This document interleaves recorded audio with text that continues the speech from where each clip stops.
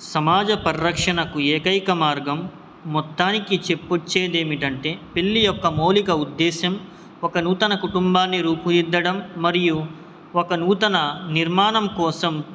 కుటుంబ నిర్మాణం కోసం మరో కుటుంబాన్ని కొల్లగొట్టడం, వారి కష్టాల పాలు చేయడం ఎంత ఘోరమో ఆలోచించండి. షరియత్ దృష్టిలోనూ ఇది ధర్మసమ్మతం కాదు. కాబట్టి ప్రతి ఒక్కరూ వివాహ వేడుకల్లో వీలైనంత వరకు తక్కువ ఖర్చు చేస్తూ అప్పుల్లో పడిపోకుండా ఉండేందుకు ప్రయత్నించాలి.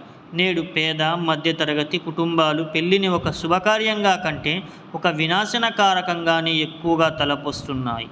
వివాహం పేరు వింటేనే వారికి వెన్నులో వణుకు పుడుతుంది. దీనంతటికీ కారణం నేడు అట్టహాసంగా అత్యంత ఆడంబరంగా జరిగే ధనికుల వివాహాలే.